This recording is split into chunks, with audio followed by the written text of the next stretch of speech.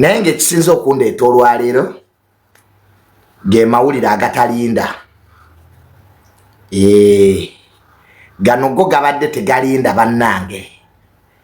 Yes, ejjo twakomye ng'ennyonyi egudde, ennyonyi ya India, Dreamliner Boeing 787 yagudde ejjo n'abantu 242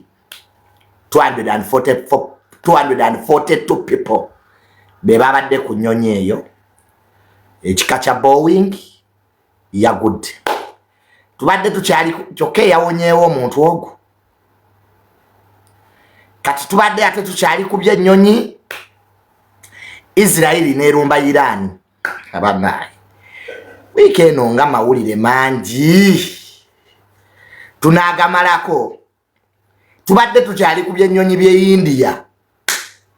Israeli ekiro kyajjo n'olwaleero eyongedde okulumba Iran. Ekubye nuclear facility za Iran 7.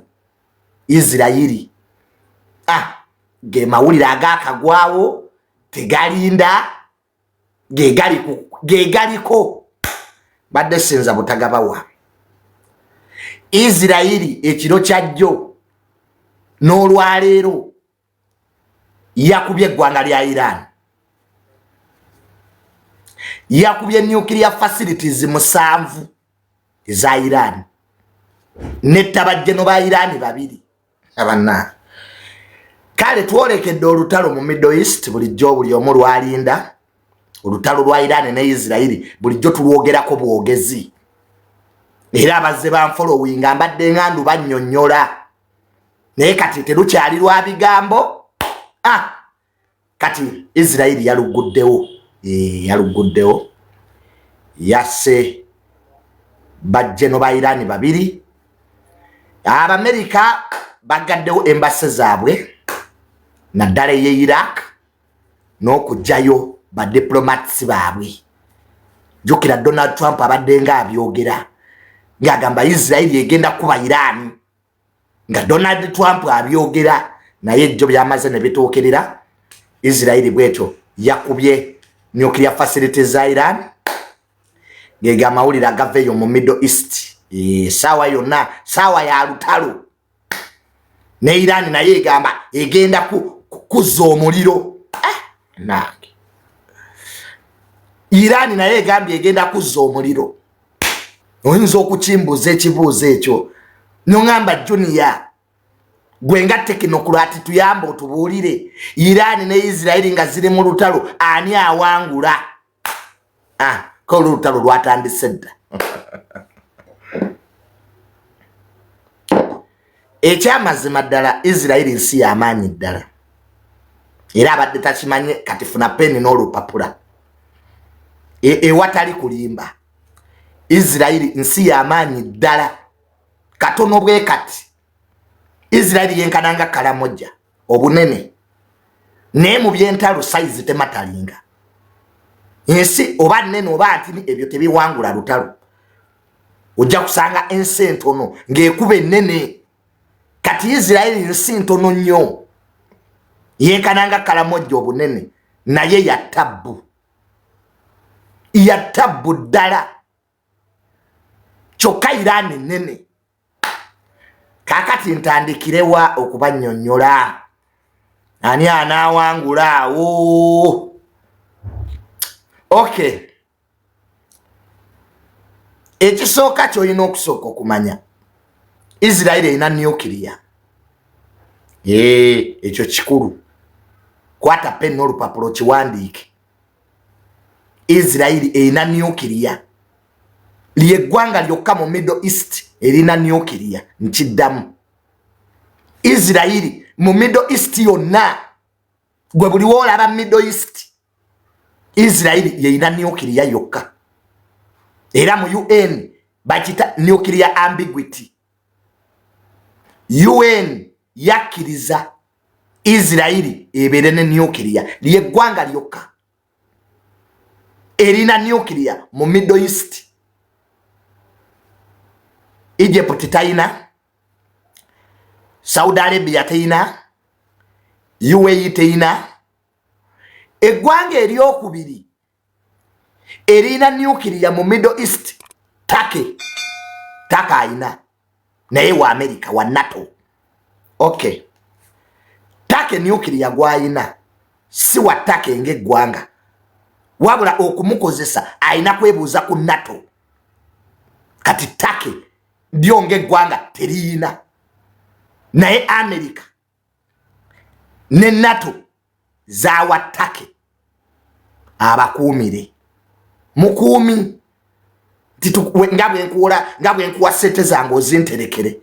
Kati nuclear wa Turkey wali si wa Turkey, wabula aba America ne NATO ekuumirayo nuclear zaayo.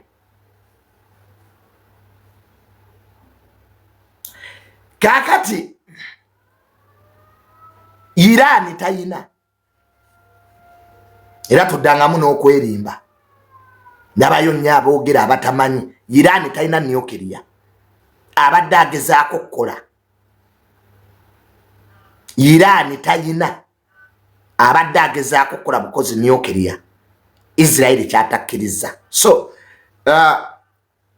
ekyokubiri, Israel gegamu ku mawanga mu nsi yonna agasinga defensive system ez'omutawaana.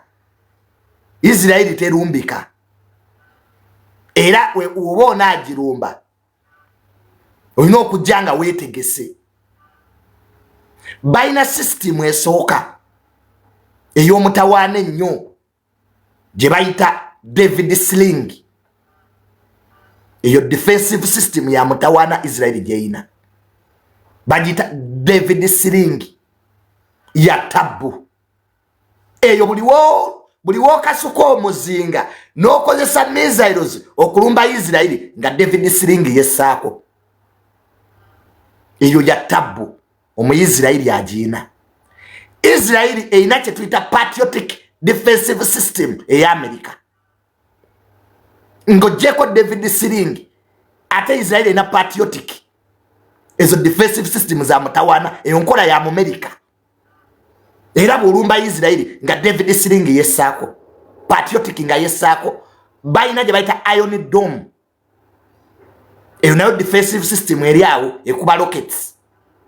Buno buloketi obutono mugiraba Abayisirairi bagikozesa nnyo ya tabu. Naye balina eri endala ekuba missiles gye bayita R1, R2, R3.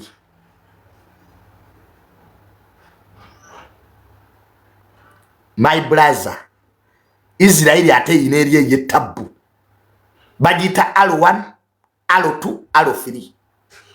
Eyo defensive system ya Israel ekuba emizinga negifuluma n'ebweru w'ensi. Guys, R3 defensive system ya Israel ekuba emizinga negifuluma ebweru w'ensi negidda. Okay. Bw'osindika missiles eri Israel, R3 yo bw'eba ekuba ate ye emizinga gyayo gikuba gyambuka negidda. It goes through the Earth's horizon. So zezo systems nnya ezikuuma eggwanga lya Israel. David Sling bayina patriotic missiles, defensive system ey'Amerika, bayina R1, R2 ne R3. Kati ate bayinayo endala Israel gye yakakola ey'okutaano bagita Iron Beam. Iron Beam eyo Israel yakamala ogikola, yeekozesa leather. Wali ogenzeko mu sikaani olaba ezo beams ze bakozesa mu sikaani, kati ate yo Israel ezikozesa nga byakwerinda. Bw'osindika omuzinga eri Israel ziri beams zookya omuzinga. Bankikunyonnyola ntya? Kale ebintu bino birimu nnyo physics ne science mungi, naye nga ziri nnya. kati ezo zenjogeddeko just zikuuma bukuumi bw'olumba Israeli zekozesa okwetaasa Arrow 1 Arrow 2 Arrow 3 David Sling Patriotic Defensive System Iron Beam kati on top of that mwezo system zonna ate inayo nuclear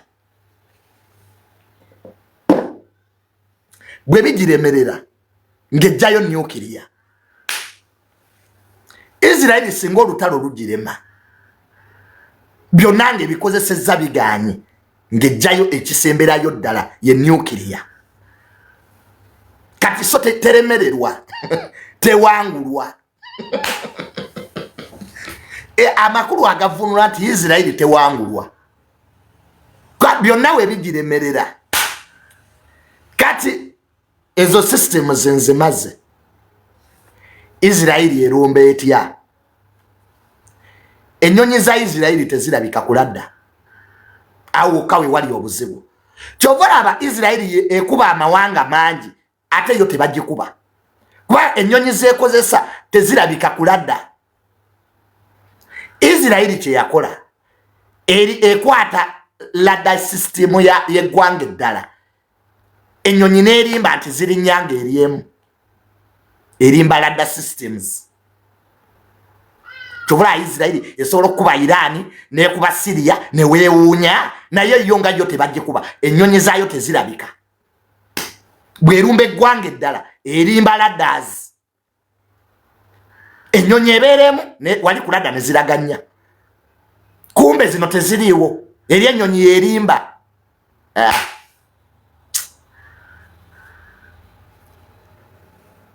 era we yalumbye Irani ejjo teriyo nnyonyi ya Israeli nejo gye bakubye Abayirani tebasobodde nakuba nnyonyi ya Israeli kubanga ladda system ezirimba Israeli eyinza okusindika ennyonyi bbiri zokka bwe ziti wali kuladda neziraga nti ziri 16 naye nga ziri ezo kati erimba laddas ekola mu magye bakiyita decoy mu military science bakiyita decoy ekintu nga tekiriiwo naye nga wali kuladda kiraga nti weekiri ye Israeli ennyonyi z'Abamerika ez'omutawaana Abamerika bagiwa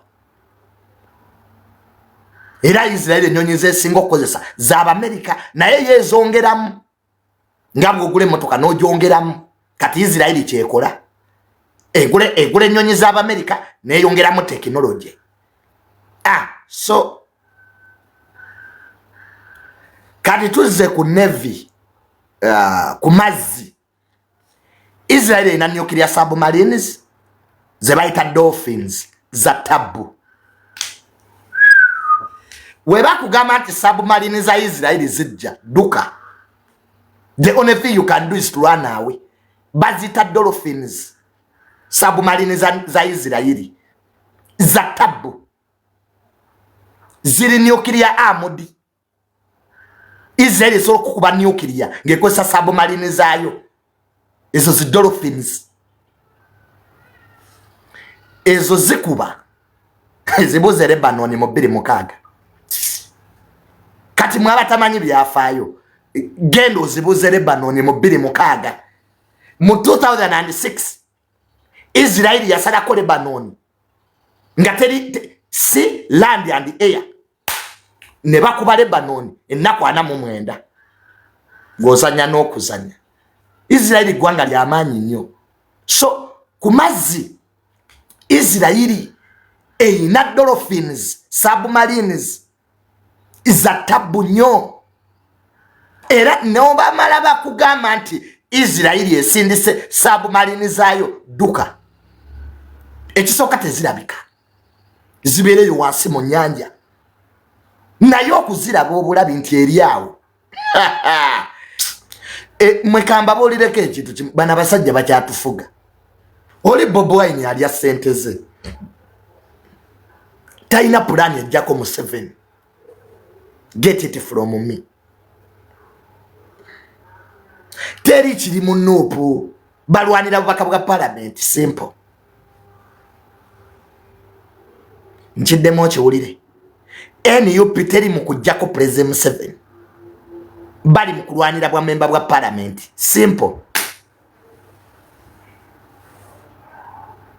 era tewula bibiina byeyongedde baagala ssente za parliament buli mubaka ajja okuba n'ababaka bangi mu parliament gye bakuwa essente. That's what people want. Ebyebwa president babivaamu kati Bobi Wine ajjeko President Museveni atya naawe ng'ayiseewa ali magere mu bigere yeebase principal wamu Bobi Wine yankubidde nejjo ne mmojjako. I don't want nonsense principal. Nonsense wosimwagala muwulira owafiria dictator firira ombuye ebigambe penge. Nze Bobi Wine nasoma. I'm educated. I have a degree from the university. Tujja kunemba limba ebirimba aba bavubuka abatasoma simaba photo soldier ngwa President Museveni omujjako otya gwe gwali emagere mu bigere weebase.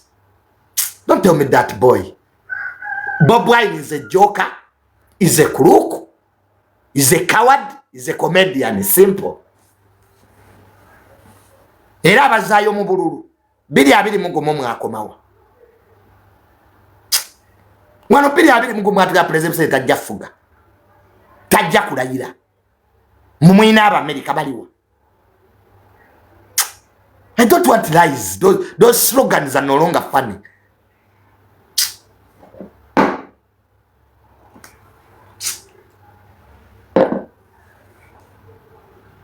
Tuleta bakulembeze ng'oleta Bobi Wine. Nawe bamuko ku magezi. Nga Uganda tutudde mu delegates conference nti tulonda president nga tulonda Bobi Wine.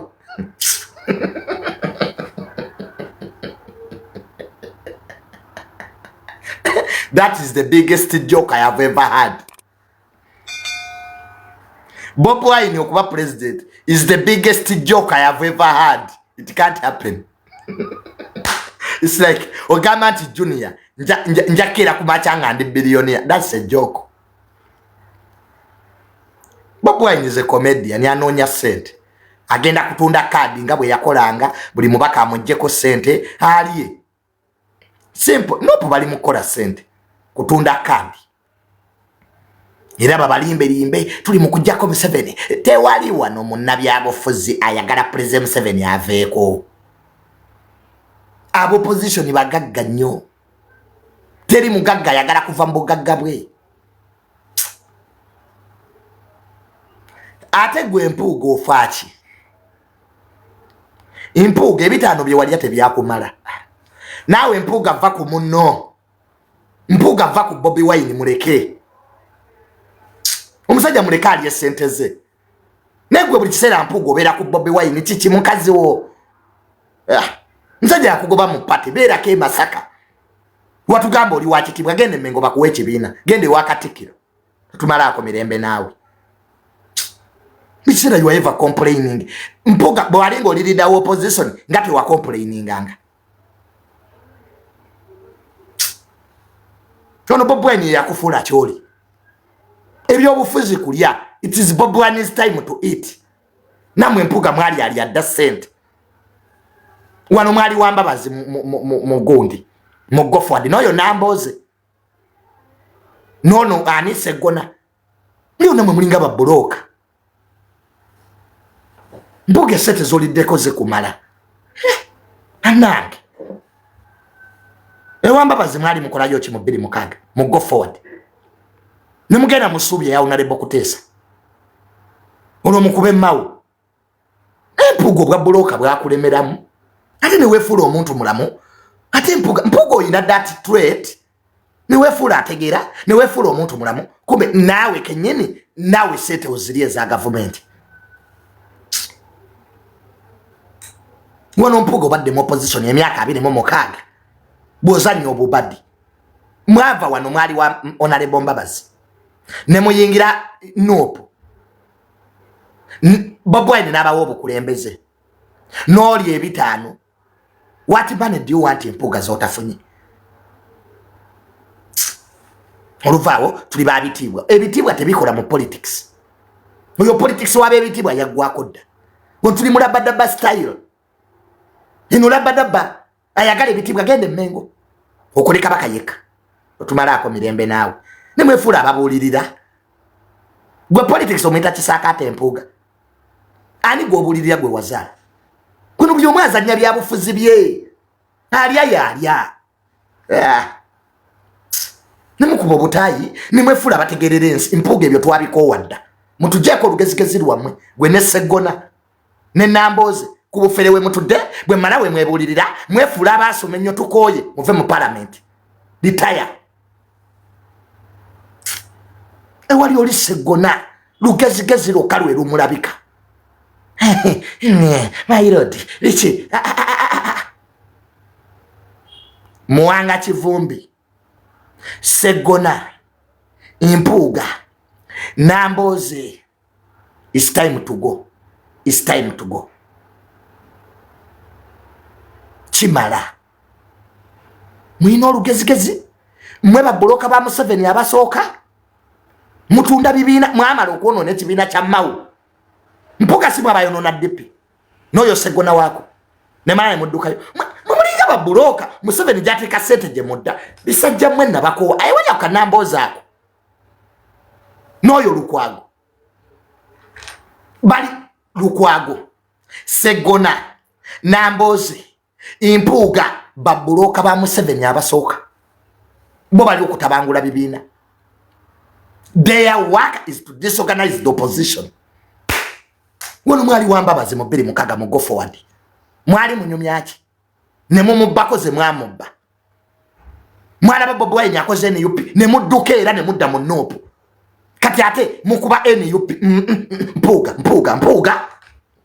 mpuugira muli tumalako mirembe mwe byobufuzi mwabisomera gye tutabisomera nze mwe ngana besimbye ko wali wampangula mu if I'm to declare today you lwaki sesimbawo when to tie even stand I've declared mu kalulu kati mwendi I'm tired of talking kanzijemba jeko let me come nenda kwesimba obiri abiri mukaga kati I've declared documents zange zizino is academics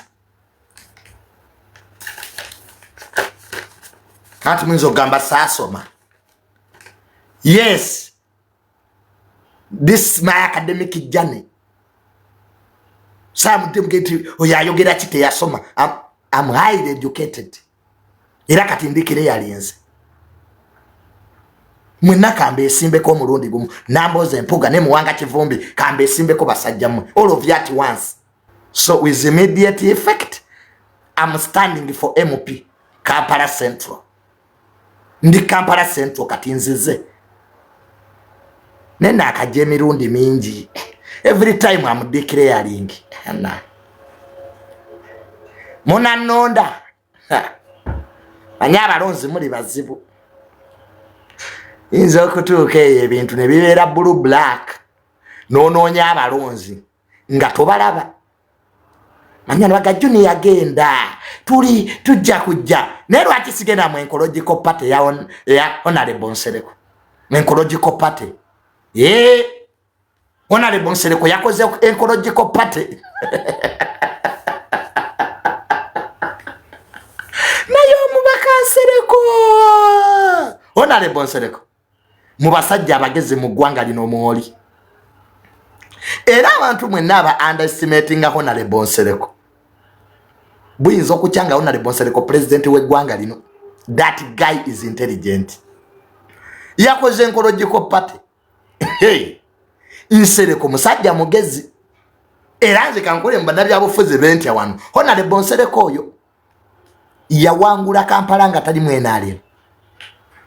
Yawangula Kampala nga si wa NUP. I fear Nsereko. Yawangula Kampala nga si wenali mwate nga si wa NUP. Ye yakikola yeka mu Buganda. He's the only MP who won in Buganda nga si wenali mwate nga si wa NUP. Oyo se oyo wakwegendereza kati yamaze nakola ecological party. Atira Honorable Nsereko yera temumumanyi. Yavako mu State House. President Museveni yamugamba ave mu kalulu ko bwa speaker. Mu biseera bya Jacob Oulanyah n'agaana. President Mgavu genda n'agenda ye muganda yekka Honorable Nsereko eyali avudde mu State House ng'agaanye okukiriziganya ne president yagaana okuva mu kalulu k'obwa deputy speaker Nsereko oyo mutya n'agamba President Museveni sijja kavaamu ekirungi Honorable Nsereko kyalina bw'aba ye bw'anywerera ku nsonga agiremerako takyuka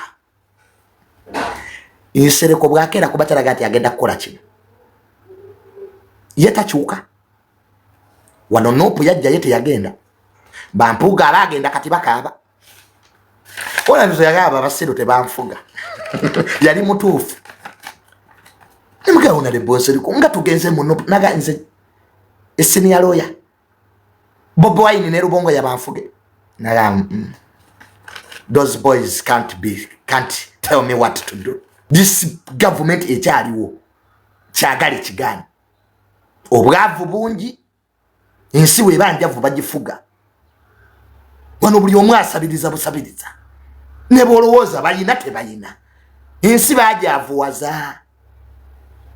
Poverty is a tool for power. Mubeera mu kusaba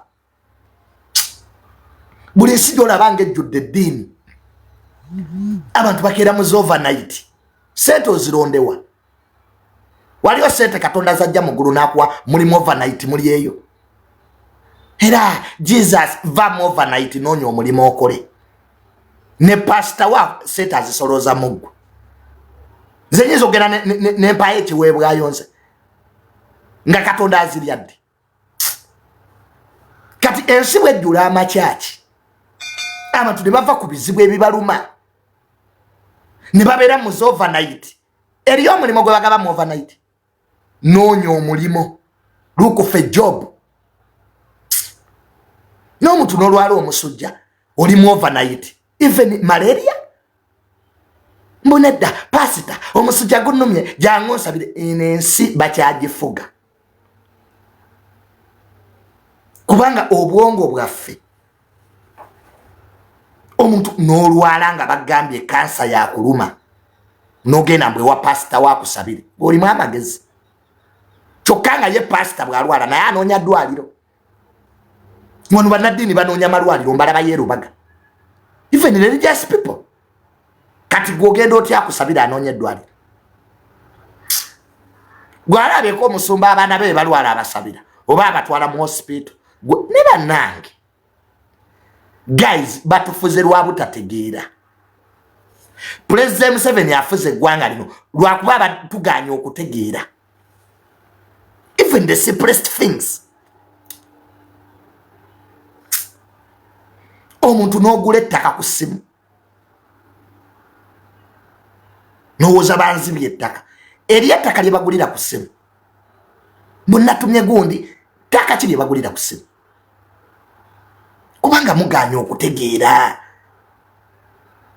omuntu oyagala national ID mu kifo ky'ogenda gye bakolera national ID okuba amasimu tulaba babba omuntu n'oyagala ne ku banka otumeyo omuntu akugireyo sente ku banka oluvaawo nga banka bakubba akawunti piniyo buli omu agimanyi naddala mwe be babbye mu mabanka girlfriend wamanyi piniyo ex wamanyi piniyo nga lwaki tebakubba oliwo ebintu byolina okwesigaliza ng'omuntu piniyo eya mobile money buli woogenda okugjayo sente ogisomera mu bantu bajja kubabba in fact piniyo ya mobile money oyina najjogera mpola naye n'otuuka ogenze kwezidowinga sente bukadde butaano n'oyimirira eri piri yange 1990 biki bajja kukubba pini ya banka neya mobile money zeekuumire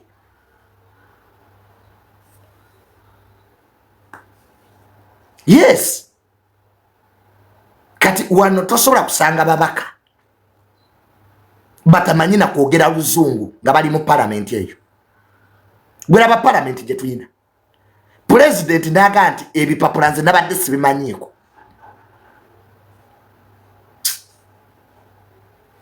nze ate Uganda nagitidde jjo kati bye ebipapula bino bye mubadde mutukuba ani eyabireeta kuba president Museveni yagaita bimanyi era nagabiyimirire kati mubadde mutukuba byaki basajja mwe obubbi obubajjodde musimanya lasani tewali mulasa wano eyo company tebangako ya mulasha munna Uganda ayogera olulasha yabadde atubba naawe ababbi eggwanga lino banna Uganda temugatta mubalasha mulasani company mulasani lasani eriwa wano mba mwagala okubba ensi muleeta abachina aboogera oluganda ne mubajja mu bisenyi mu bainvestor wano nali sirabangako muchina ali akikomando namulabira mu Uganda investor waawa tuliyo zino n'enguudo kujjuddeko bayindi otuliyo omuyindi investor n'okaba n'amaziga nga nange Junior Musinga sente which type of Indians are this abali ebikomando mu wino investor waawa mulekerawo nammwe okubba eggwanga kano kabadde kamanyiro lino teryabadde teeka kumanyira ggwanga lekerawo nammwe okutumanyira goyinza okuba mwene economy oyinza okuba omuntu ekipapula kya mitwalo nkaaga abantu babuliddwa sente ze balya babuliddwa eziza abaana ku ssomero abantu bali bubi gwe oyagala kutegeera nti Abannayuganda bali bubi buli kiro beera ku street olaba abatambuza ebigere nga badde ewaka gwe baye abantu abatambuza ebigere mpaka Namugongo muoleetere emitwalo nkaaga mu miliyoni emu bane mulekerawo okutumanyiira kino kyojagala nti bagambe eyaleese ebipapula bya traffic ojja kusuula eggwanga nga totegedde stop mulekerawo kuzanyira mu ggwanga ebyo tibabikola mu accident wane bisinza okuleeta accident ebimotoka ebikadde biremedde ku kkubo nosanga takisi evuga abantu n'oluggi temuli nsi ki omuli emmotoka takisi evuga abantu nga engine bagisiba nankoba weziri ku kkubo baziraba ba traffic emmotoka eweddeyo ziri ku Salama Road okwo oluvaawo emmotoka bwetoberanga mutandika accident bad driving mujje ebimotoka ebikadde ku kkubo kyemba mutandika nakyo nosanga emmotoka za 1997 Uganda ekyayina emmotoka eza 18 kweziri ku luguudo tutandike naawo netunaba kuleeta mateeka ga kigwagwa first remove all the cars on that road bw'okimala ekyo ninosanga ebimotoka bikyali ku luguudo byonna bivaamu n'omukka ewali biroole bannange waliwo loole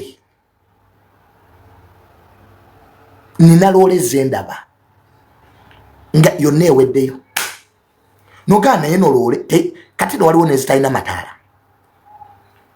ne bwaweta tomanya emmotoka eri ku luguudo teyina na indicators bwaweta tomanya enkomere ngotomedde ekyokubiri muregulating boda boda muregulating boda boda wano tewali kireese bubenje nga baana ba boda abo nze banzijamu amanyo bannange mmwe kambabulire nenfuuka president boda nziwera byanzijamu dda amanyo ebyo ebya boda boda boda nga zisse bantu naye owa boda tayina permit buli atunda ekibanja yagula turegulating boda bodas jati tunaba kuleeta ebyo biteekateeka omulimu gwa boda gutereere tumanyi nti abavuga boda boda bali profession atasobola kubeera na element gyawa musaabaze ave ku luguudo owa boda boda avuga otya omuntu nga gwe bavuga toyina element nowa boda nga talina element nga mu nsi ki ati let us make it all nti buli wa boda ayambala element ne passenger we can save millions of people bannange tukole etteeka nti owa boda boda wabaana atwala omuntu ayambala element naawe gwe batwala nze Katonda yanyamba singa nafa accident gye nafuna era omusawo yaŋŋamba nti mu bantu abafunye accident ya boda wiiki eno gwawonye bannange element kintu kikulu ekitta abantu kubawo omutwe ku kolansi bannange kasita okubawo omutwe oba owedde nafuna accident waliwo omukyala gwe baleeta yafiirawo twambale element gavumenti eno kyeyandisoosa okukola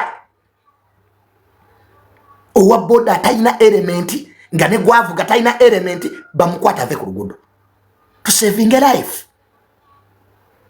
Government kyetafa ku bantu baayo bannange. Naye ababoda bavuga bubi, element tebayina, omwaboda asiba mu katono novaayo n'ogwa. Ng'okuba omutwe ku kolansi, era ng'abasawo bagamba nti ebitundu byonna bibadde bikola. Naye yafunye ku looti. Lwaki government yaffe tetukola etteeka eryo? Those are the laws we want. Nejo nange nja bawagira. Etteeka erigamba nti buli wa boda yambala element ne gwavuga nja kubawagira. Okusinga okuleta bino ebyekisiru byammwe. Kuba bantu fayini simanya mitwalo nkaaga. Kakati okuba otya abantu fayini ku nguudo za Kampala nga bwozifaanana. Look at the roads. Owebigere talina waayita. Oba okyali ku pavement ng'owa boda akulumbayo ng'akutomera. Oba okyali ng'owekigaali yayingidde bannange Uganda ne roads. Abantu batomera ku zebra crossing obamanyi obungi. Why don't we start with that? People are being knocked down on zebra crossings. Lwaki totandika n'ekyo? Now look at the state of the roads in this country. Ezitalina babigere we bayita. Enguudo oba okyatambula bwoti mu luguudo ng'owa boda boda kuba ejjembe mu kabina. Nze waliwo wa boda yali akubye ejjembe mu kabina. Yampeterako bw'ati ejjembe nga likutte empale yange. Can you imagine? No walkways. Mukaba ne tuli ku kiwano. Oba okyatambula nga boda boda ekuba ejjembe mu kasolo. Akuweterako bw'ati. It's too much. Let us have order. Let us have a little bit of order. Oba otambula ogenda okulaba oli ku pavement owa boda boda akulumya yakutomedde obukongovule ate bavuma n'okuvuma akutomera n'okukuvuma n'akuvuma nga bw'oli omusirumbu wakajja mu Kampala oyina amaalo. Can you imagine? Minister Katumba Amala lwaki totandika n'ebyo? Anti otulumirirwa nnyo start with those things. Okusinga okutuleetera fine ezitali mu makulu.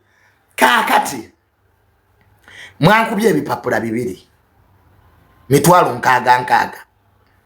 Naye nkyebuuza ne kye mwabinkubidde sikiraba. Kaakati mwatugambye nti tuvuge 30 km/h. Kyo kitegeeza ki ekyo? Is there any sensible person asobola okumbulira 30 km/h kitegeeza ki? N'Abannayuganda tebakimanyi. I don't know that phrase. Omuntu agamba 30 km/h aba agamba ki? Buli ssaawa eyitawo yongeramu 3 oba buli ssaawa abeeramu 3. Do you know what I'm saying? Do you get? I swear I failed to know that phrase. Mbu drive 30 km/h muba mutegeeza ki? What do you mean exactly? That every after an hour nyongeramu 3 oba mbeeremu 3 palawa buli ssaawa eyitandemu 3. We are not going to be confused. Let us have a little bit of common sense here. Ebintu bya Uganda bibivuzeemu bubuzi common sense.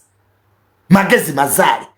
Ogambye Abannayuganda 30 km/h nakyo tebakimanyi. Explain to them. Kati abamu ku ffe emmotoka zetuvuga teziraga 30 mu speedometer. Nze yange eraga 10, 20, 40, 60. Kati 30 eriwa. Some of expensive cars zetuvuga sirabawo 30 weri. I'm seeing 10, 20, 40 and 60. Kati mbere nga bwentunula ku speedometer ndabo bandi mu 30 bwe anedda temutumanyira nammwe. Mulekerawo, stop it. Emubiddamu ebyo. Speedometer z'amamotoka German cars teziraga 30. Ziraga 10, 20, 60 n'okweyongerayo. Zo bazibaliramu 2. Kati owa mbere nga ntunula nvuga bwe ntunula. I will knock people whether I'm in 30 or not. Why are you discomforting me? At least you put 60. It is understandable. Nekati febamu speedometer z'amamotoka zaffe 30 terimu. Kastova ku 10 odda ku 20, bodda ku 20 odda ku 60, bodda ku 60 odda ku 80. Bwe bala bweto zine motoka z'Abagerman. These are German cars. Wange merenga bwe ntunulayo, bwe nvuga bwe ntunulayo natuuka ntya. Stop. Stop that nonsense. before you make a law, so otwebuzeeko. First make a study. That is between 20 and 40. Nga bwentunulayo. Gwenzo fuka nga botuna mu speed limit olabo bakali mu 30. Oli mwa magezi ayo gwe bakuzala mu kojjaawo. Omanyi nti emmotoka osobola otomera n'essimu ne bwevuga n'ogitunulako bwoti. You can knock people. Just ngo esimu evuze n'ogitunulako ogenda okudda nga ali wasala. You see, President 7 tuyambeko parliament eyo gitekemu common sense. That's all we need. Amateeka ge mukola malungi. And President 7, we are not complaining about the laws. Amateeka gamwe tetugalinaako buzibu. Era amateeka malungi nnyo. Ugandans bafollowing amateeka naye twagalamu etteeka nga naawe alikola otaddemu ku bwongo common sense. Nomanya nti kino nedda. Let there be common sense in that parliament. That's all we need. Tukoye enzungu zammwe. You know good English. Mwina degrees nyingi naye common sense akyabuze mateeka ga Uganda. Ebintu ebiri realistic. Nemwe ekizibu abaana bamwe tebabeera muno. Why don't you ask society? Tibadde ekintu kyo tugenda kikola naye kikola. Wano waliwo amateeka nga gakola e Rwanda naye nga mu Uganda tegakola. There are laws in Rwanda that can't work here. Rwanda na Uganda zaawukana society wise. His Excellency Kagame has organized his country. Tebagwamu bigwe. Ne wano Uganda oyino gitwala mpola. Bingi nnyo ebyasoba byotasobola terereza mu lunaku lumu. Bakita global socialization mu Luzungu. Those who went to school. It's called global socialization. Society zaawukana. Waliwo amateeka agali mu America gatasobola kukola wano. Because by the nature of our society. Nagwe nojeri ebiteeka n'obituwa like that.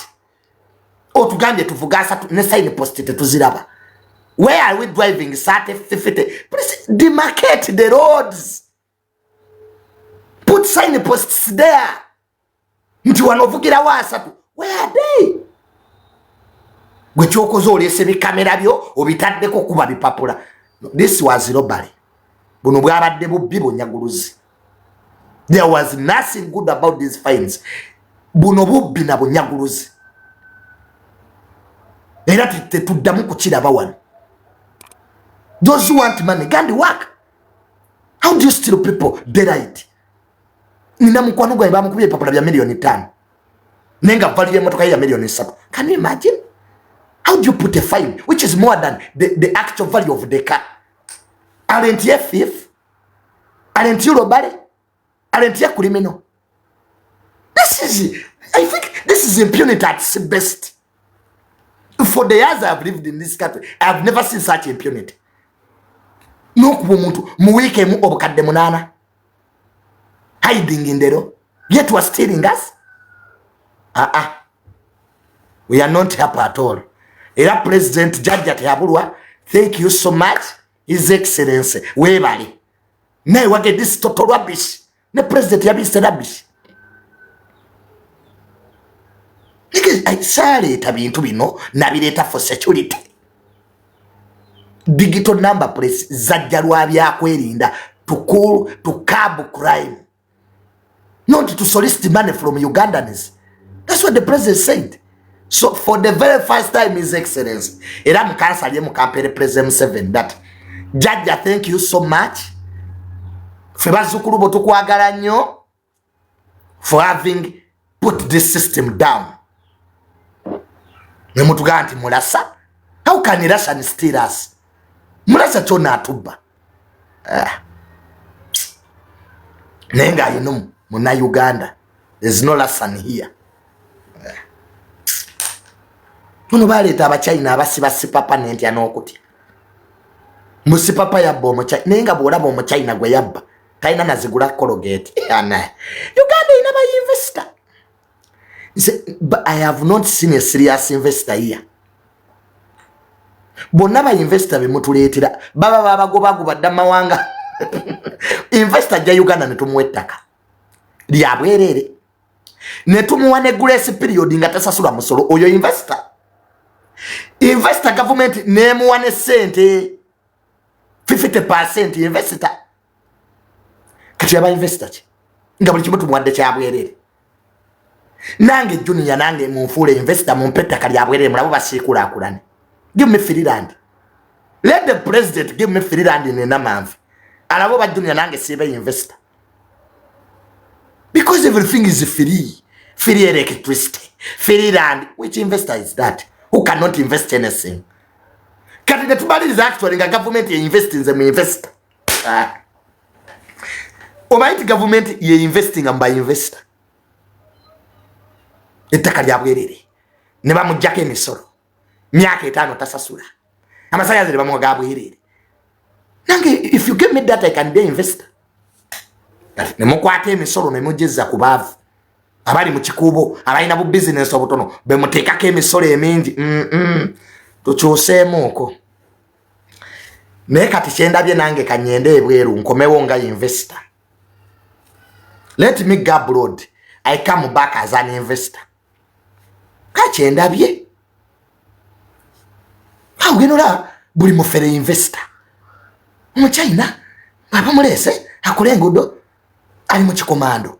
Sina isa mu China ali akikomando na balabira wano. Mu China ali akatogo. Akebinyebwa. Investor yali obutogo bwebinyebwa luyali.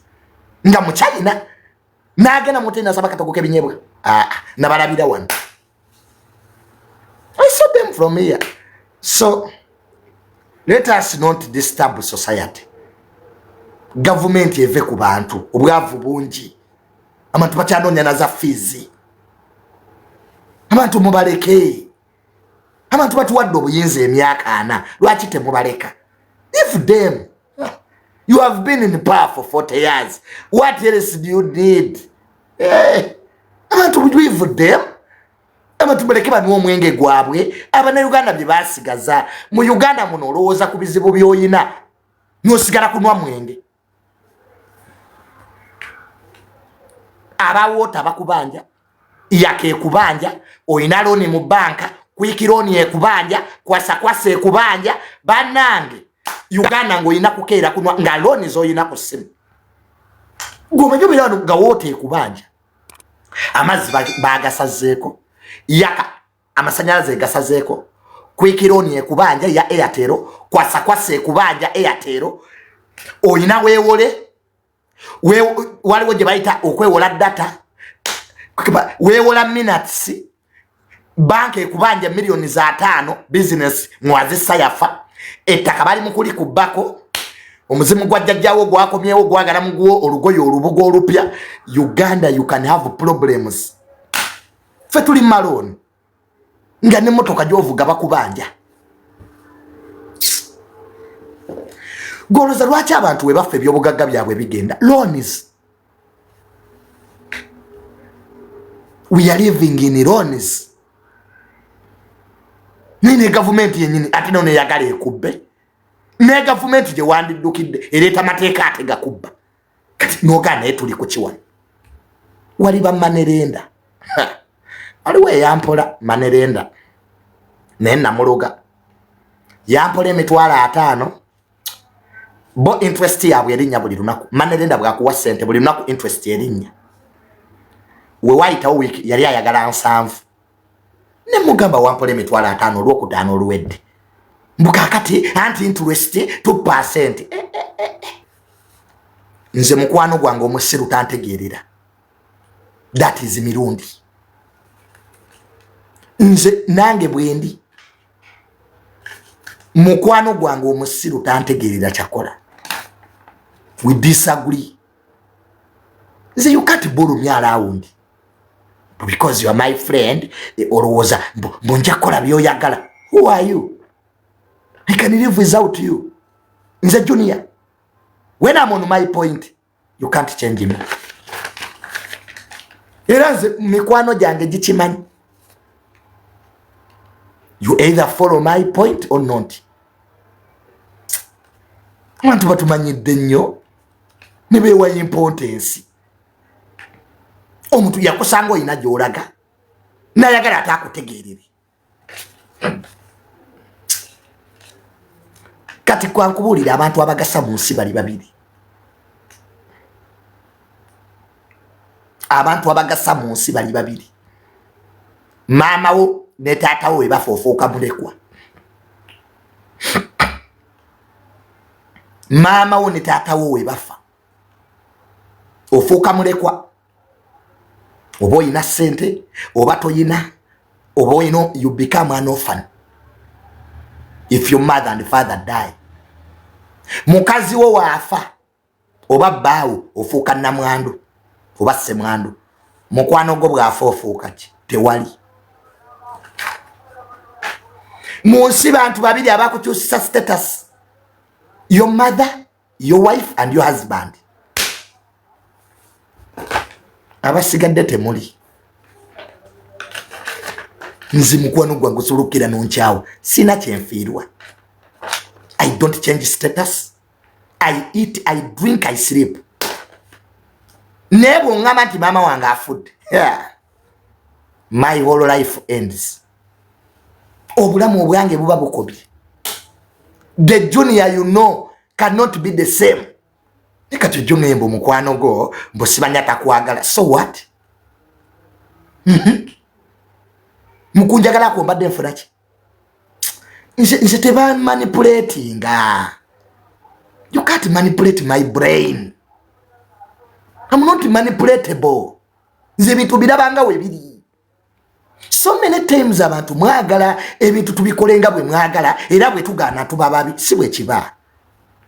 Mbera mulungi nga nkola byoyagala. Then I become bad because I have refused to do what you want. I become bad because endowooza yange endala ku iyo. It's not, those are signs of a friend nga hypocrite. They make you do what they want. But when you tell them, you know what you did, champisiza bubi, ira chanumye, mukwano gwaga, okay, if that's, I'm sorry. Tobiranga na mukwano atasobola kwetondera. Never have a person nga bwakole ekibita sobola kuswallowinga pride ye, ego ye, kuga nti amusole otaba mukwano gwo. Kati ffe tubadde n'abazadde nga batwetondera, our parents. Your parent. No guy, you know my son, I'm sorry. What about you? Who are you? Banange nze omukwano ogulowooza nti gunsinga. Byebimu ne biri mu relationship. Omuntu akuvuma akumanyira oli awo oyasaamiridde. Abantu mweguya baki? Lwaki bantu mubeeguya? Omuntu buli wamulaga nti omweguya akumanyira. Akamanyiro kafutandika na kweguya. Nontu buli kiseera n'omweguya n'omubeerako nawe ofaaki. Stand alone. Abantu bajja kuwa respect if you start thinking your own way. Mulekerawo okoppa abalala. Musito to living angako your life. Obero living a life z'abakwano bo, obero live your own life. Negwe nobera ne mukwano go buli kiseera jadda jodda. Olinga mabina. You're like buttocks. Bwagendo pama no muwerekera, bwagendo foka no muwerekera, buli embaga gwe, buli, please. So disgusting. Leka abantu bakumisingeko. Oli otya ne balabe bange. You know, those people don't like me. They are trying so much to put me down. Ngogendayo, nga wesasa, ngomalode wange. No way. That is hypocrisy. That you don't value anything. Kwa hizo kugenda jeba wala na bao. Okay, let me give you an example. You have your friend, mukwano gunga daradara chaliwo. Nengo manyiti abantu bali tebamwagala. Era bakola buli ekisoboka kyonna bamusuule. No gendayo, no lya nabo, no celebratinga, no nwa champagne.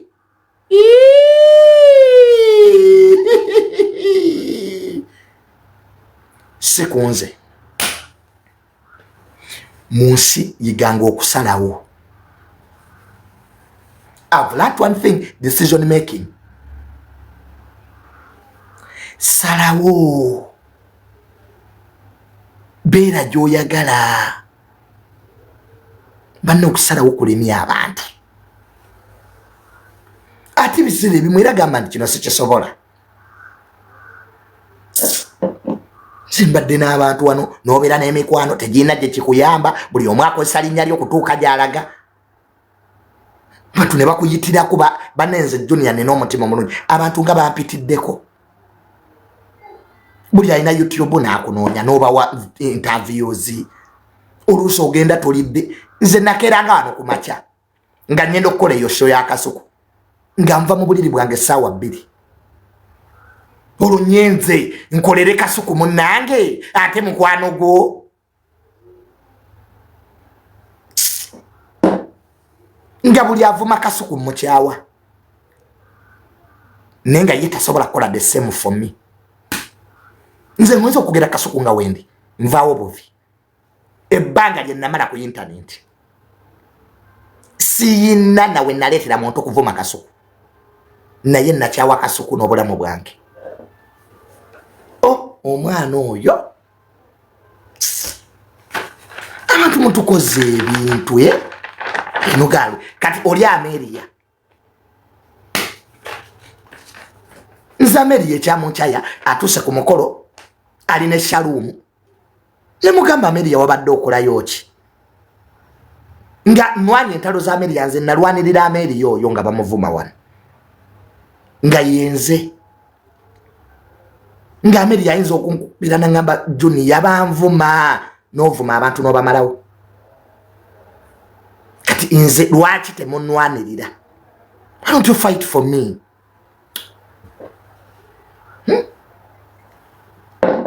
Nga mu bizibu yenze nenze abantu abalabe bange bemulya nabo bemunyumya nabo we mungeya. Ameria nawa Shalom Haga bana ekintu ekyo kyannuma. Ekintu ekyo kyannuma nawa Shalom Haga nebewa n'ennamba nazirika like na katono fainting. I can't believe ne mugamba Ameria wabadde okimayo ki awe nyine we wande mugambidde nze ndi timu Junior.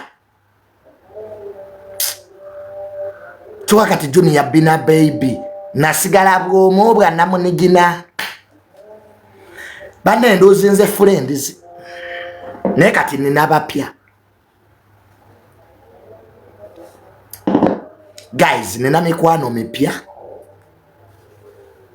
era registration yegenda maaso. Those who want to be my friends mujje mwewandiise. Sibeera na mikwano gitamanyi kuwalana. Njagala mukwano gwange nga nemba siriiwo nnwanira. Bw'osanga banvuma bakube bamale bankubire nti oli mulago bakubye lwakunnwanirira, then you are my friend. Yes, nze any friend of mine nga tosobola kunnwanirira nze njagala bangaye nti bakuggyemu amannyo because of me. Osanze omuntu ange mukubi bamale bankubire simu nti mukwano gwo gundi ali mulago bamukubye lwakubagwe byenjagala owulira.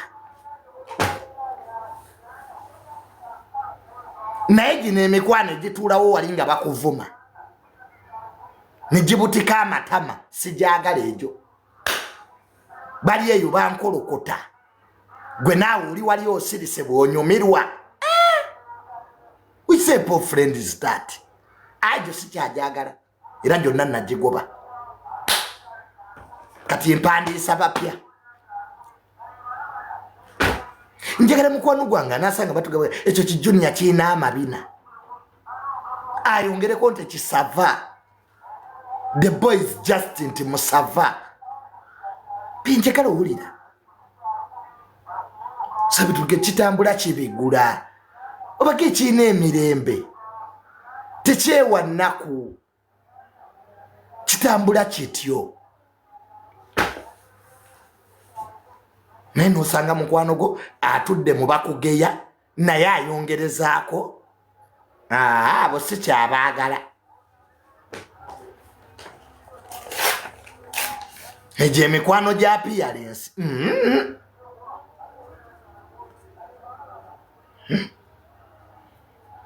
emikwano egiringiza ndaweya z'oyambadde nubira ne mukolo gune nga yaliwo okulingiriza ndaweya era Junior ali mu ndaweya ki eyejjo yagizeemu si kyajagala annange emikwano egiringiza ndaweya nti era oli muyakkala ki guys tubadde ne friends naye tukooye mukwano gwo naddali n'akutunuulira amabina nalaba Junior nga kigezza amabina fulendi abo si kyabaagala gwe omusajja ati otambula bibyo wulirwa mukwano gwakutunuulira alaba ebibiina byo bigezze agenda okulaba nakikuwalana lwaki Junior yagejja akabina lwaki akange tekagezze annaye nkoye bafulendizi nenga kulya bulungi yes